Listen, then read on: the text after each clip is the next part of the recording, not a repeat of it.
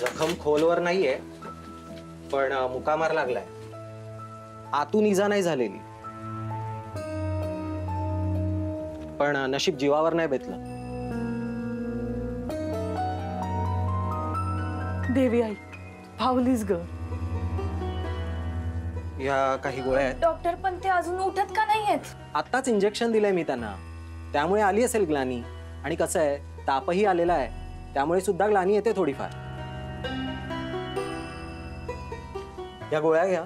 त्यांना जाग आली की वरण भात खायला घाला, त्यानंतरच या गोळ्या द्या. वय हे माझं कार्ड आहे, याच्यावर माझा नंबर आहे.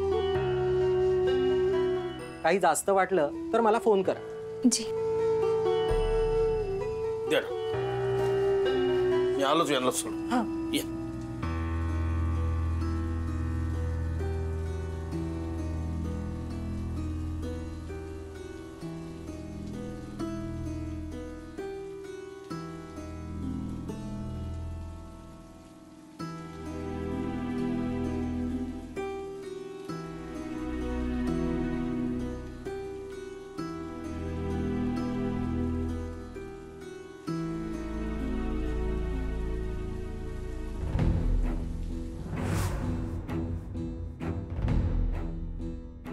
अनबिलीव्हेबल. खूप सुंदर दिसतेस.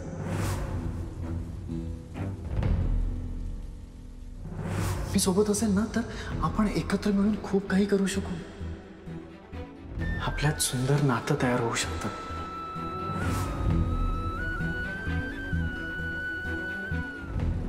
माणसं आणि मन सांभाळण्यात आपला हात अगं कोणीच धरू शकत नाही. आपली जोडी कमाल असेल. जाताना तुझ्या मोठ्या बहिणीला माझ्याबरोबर घेऊन जाणार आहे कायमचं.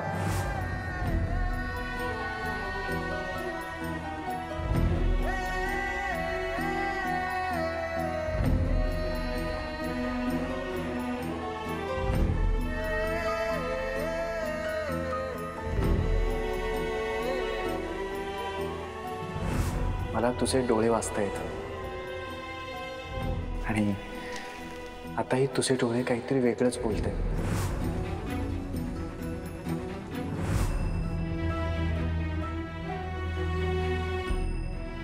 तुझ्यासाठी ही साडी आणि हे मंगळसूत्र आणलं होतं.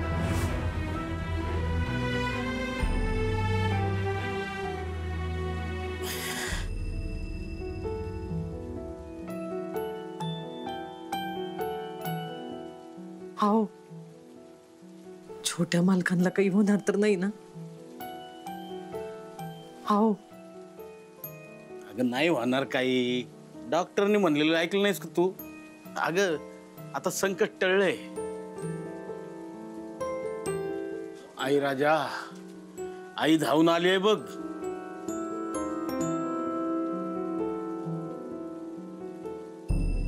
आई, हे शक्य नसलेलं नातं तूच बांधलंयस. पुढं काय होईल काय नाही आम्हाला काही माहित नाही. आता जे काय करायचंय ना ते तूच कर.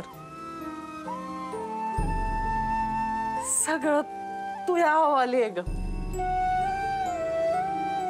आई राजा,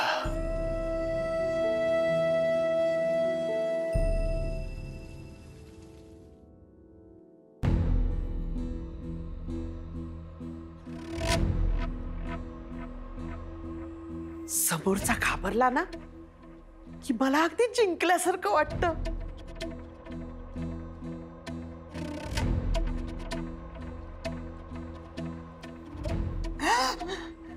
बाई, कसं तुरुंगात असल्यासारखं वाटतंय ना एकदम. किती ग किती त्रास करून घेतेस तू वहिनी. मी ना तुला भेटायला दादाच्या खोलीत गेले होते ग, पण तिथे तू नव्हतीस. मग माधवीकडनं मला कळलं की तू आणि दादा बोलताना सुद्धा ना काळजात सर्र होतंय ग, म्हणून आपलं म्हटलं. वंस, तुम्ही जे बोलायला आलात ते बोलाल का की हेच बोलायला आला होतात? मी विचारायला आले होते की रात्री जेवणाचा बेत काय करायचा. मग माधवीने तुम्हाला हे नाही का सांगितलं की जेवणाचा बेत कोण ठरवणार आहे? नाही, तुम्हाला माहिती नसेल तर मी सांगते, जेवणाचा बेत आर्या ठरवणार आहे. कारण तिला सगळे अधिकार हवे होते ना माझ्याकडनं, ते तिने मिळवलेत. त्यामुळे जेवणाचा बेत काय करायचंय हे तुम्ही तिलाच विचारा. अगं असं कसं? अगं काल आलेली पोर आहे ती आर्या, आणि तुझे इतक्या वर्षाचे अधिकार काढून घेतले तिने. अगं इतकी वर्ष तू हे घर सांभाळलं अधिकाराने, आणि ती काल आलेली पोर. वंच, हा जाब तुम्ही तुमच्या भावाला विचारा आणि माझ्यासमोर शब्दाच्या घड्या नका घालू, कारण तुमचं मनोरंजन होईल असं मी काहीही बोलणार नाहीये. जाऊ शकता तुम्ही वंच. किती घालून पाडून बोलतेस ग वहिनी तुम्हाला. जाताना दरवाजा ओढून घ्या. आणि आमच्या काळजीची कोणाला किंमतच नाही.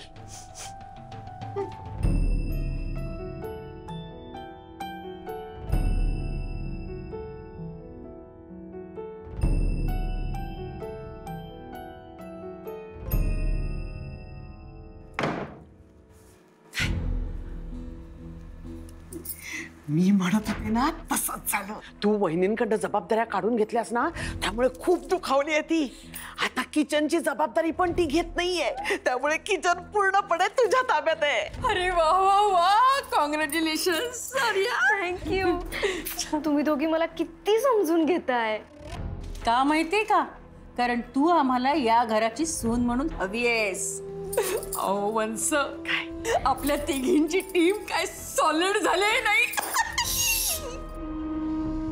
पण ह्या टीमला तेव्हाच अर्थ येईल जेव्हा या टीमची कॅप्टन मी असेन. कारण तुमच्या दोघींपेक्षा माझं डोकं जास्त चालतंय. मी सांगीन तेच तुम्हाला ऐकावं लागेल, आणि जर का तुम्ही नाही ऐकलत तर सगळं उलट घडवून आणीन मी. नाही नाही नाही, तुम्हीच आमच्या प्रमुख. हो, तुम्हीच आमच्या कॅप्टन.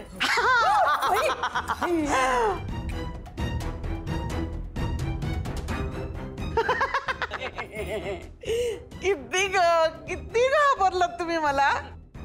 समोरचा घाबरला ना की मला अगदी जिंकल्यासारखं वाटतं. जाऊन जेवणाची तयारी करा. तुम्ही पण या ना, जेवणाची तिघी मिळून तयारी करूया.